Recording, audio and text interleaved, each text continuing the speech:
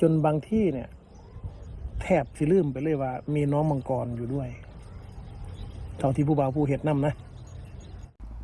บ่คิดบ่ฝันว่าพอผู้นั้นจะเปิดใจเว้าคำนี้ออกมาบางครั้งรู้สึกว่าดูแลลูกคนอื่นหลายกว่าลูกตนเองฮักคนอื่นจนลืมคิดว่ายังมีลูกในไส้ที่มีชื่อว่าอ้ายมังกรว่าซั่นเด้สวัสดีสบายดี FC แฟนคลับพี่น้องชาวลาวพี่น้องชาวไทยผู้อยู่ใกล้อยู่ไกลโดยเฉพาะ FC แฟนคลับบ้านศรีวิไลพ่อฮักแม่ฮักของน้องธิดาลาวลูกสาวของพ่อผู้ศรีวิไลนั่นเองเนาะที่ผ่านมาเกือบตลอด1ปีที่มีการเคลื่อนไหวเอาน้องธิดาลาวมาเลี้ยงดูปูเสือเอาเอาปรารถนาซิพีเคแล้วก็แม่เจี๊ยบมาห่วมค่ายน้ำกันพากันมาเดินตามฝันน้ำกันท่านผู้ชมตลอดระยะที่ผ่านมาเท่าที่เจเบาเล่าได้ติดตามการเคลื่อนไหวการอยู่การกินน้ำกันก็เป็นคือพอผู้เว้าแท้ท่านผู้ชม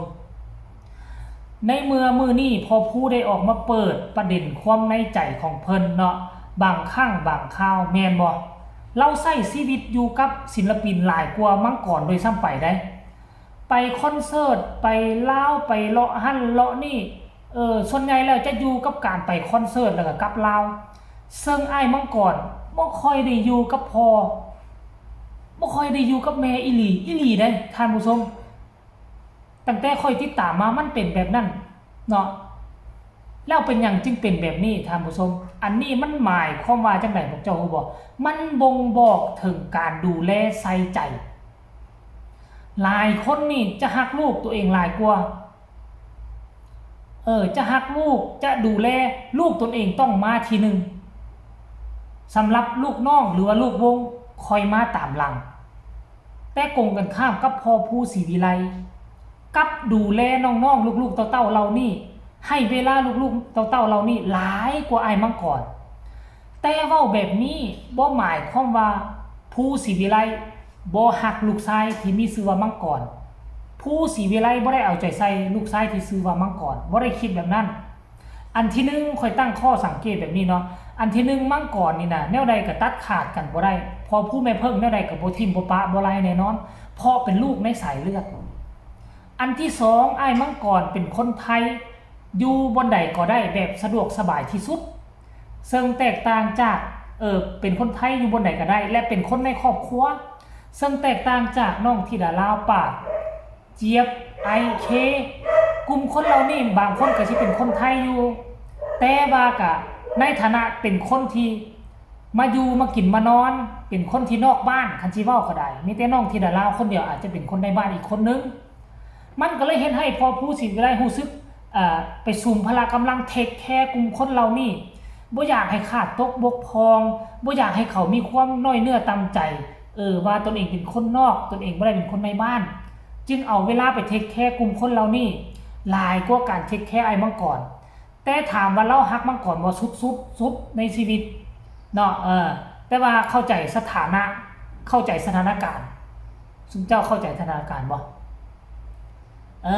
เข้าใจสถานการณ์แล้วพวกเจ้าจะเข้าใจพ่อผู้และสิ่งที่พ่อผู้เฮ็ดนี่โอ้นับถือน้ำใจอีหลีท่านผู้ชมเว้ยก็ถือว่าสุดยอดเลยอยากยกโป้ให้รายละเอียดให้ทุกคนเราไปฟังจากปากพ่อผู้ศรีวิไลสากลว่ามันแม่นแนวนั้นแท้บ่พ่อพระตัวจริงอยู่ในบ้านศรีวิไลไปฟังพร้อมกันเลยในวิสัยทัศน์เอาไว้ง่ายว่าการมองเห็นนะพี่น้องมองเห็นผู้บ่าวผู้เป็นคนแบบใดเห็นเป็นคนจังใดเห็นเป็นคนที่พอสิมีความสามารถดูแลลูกๆได้บ่หรือจังใดนะครับแต่ก่อนอื่นนะครับผู้บ่าวผู้ต้องขออนุญาตบอกสิก่อนขออนุญาตบอกสิก่อนว่าลูกทุกคนเนี่ยนะครับเจี๊ยบเคปาดไอธิดาลาวทั้ง5 คนจนบางที่เนี่ยแทบสิลืมไปเลยว่ามีน้องมังกรอยู่ด้วยเท่าที่ผู้บ่าวผู้เฮ็ดนำนะครับเท่าที่ผู้บ่าวผู้เฮ็ดนำแทบจะลืมไปเลยว่าเรามีลูกจริงๆชื่อ น้องมังกรนะครับ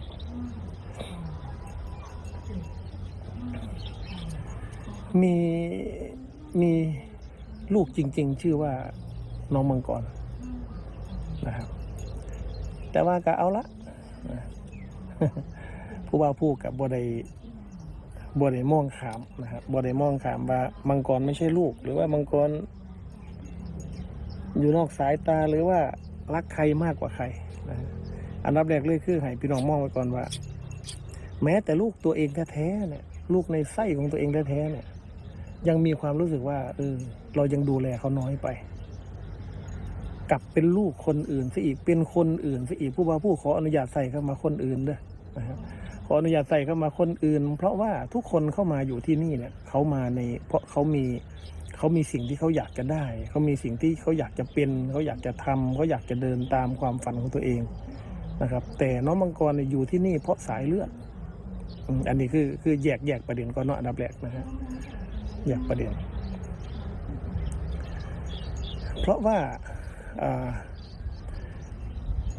ทุกคนที่มาอยู่ที่นี่เนี่ยครูบาผู้เนี่ยดูแลแทบจิบเอาดีกว่าพี่มังกรซะอีกนะ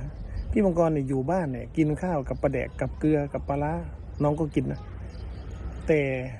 ทุกคนที่เดินทางกับพ่อครูไม่ว่าจะเป็นเจี๊ยบไม่ว่าจะเป็นเคไม่ว่าจะเป็นปาดไม่ว่าไอซ์หรือว่าธิดาลาวเนี่ยถ้าแจ่วเนี่ยพ่อครูไม่เคยให้กินนะเดินทางนี่นะท่านผู้ชมค่อยเชื่อว่าหลายคนก็เป็นพวกเจ้าเคยเห็นบ่เฮาอยู่เฮือนหลังนึงแล้วอยู่บ่อยู่มื้อนี้มื้อนี้อยู่บ่อยู่แล้วมีคนมาเที่ยวมีคนมาลิ้นหรือว่าหมู่ครูมาลิ้นเอาลูกมาเนาะเอาลูกเขาเจ้ามาลิ้นนำมาสังเกตเบิ่งมื้อนั้นเฮาจะเทคแคร์ลูกเขาเจ้าเป็นพิเศษได้บางคนมีลูกเสี่ยวมาฮอดเฮือนนี่ก็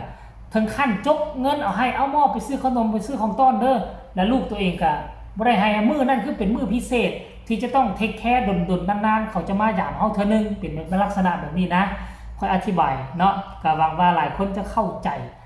อันนี้คือความในใจและเป็นคำถามแท่งใจของไผบางคนคือสิมีคนถามพอพูดดอกเป็นอย่างคือว่าเอาใจใส่แต่ธิดาลาวเป็นอย่างคือเอาใจใส่แต่ผู้อื่นบัดลูกตนเองคือบ่เอาใจใส่เนาะพอผู้ศิวิไลก็เลยเป็นคำถามที่แท่งใจหลายจึงออกมาเปิดเผยแบบนี้เนาะแต่ค่อยก็เข้าใจพอผู้ศิวิไลบ่มีวันทิ่ม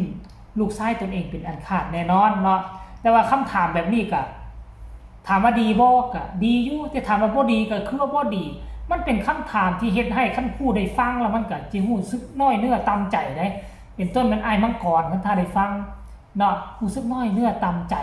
เพราะเขายังบ่ทันบรรลุนิติภาวะแต่ค่อยเชื่อว่ามังกรกับธิดาลาวเขาคิดว่าเขาเป็นครอบครัวเดียวกันเป็นอ้ายเป็นน้องกันและบ่มีวันที่จะละแข้งละเครื่องใจกันดอกท่านผู้ชม FC แฟนคลับเนาะอันนี้คือเรื่องราแมนคันพอผู้เว้าออกมาเนี่ยเฮาก็บ่ได้สังเกตได้เฮาก็สิเลื่อนผ่านแต่หลังจากพอผู้เว้าออกมาแล้วเฮาก็มาสังเกตเบิ่งดีๆแมนใช้ชีวิตส่วนใหญ่อยู่กับศิลปินกับลูกสาวธิดาลาวแต่กับลูกชายมังกรอยู่กับตาหวังยายรุ่นอยู่ที่เรือนที่ซานดนจึงสิได้ไปน้ำหมู่เทื่อนึงลูกชายมังกรก็ได้โอ้ยพอผู้ศิวิไลจังว่าเป็นผู้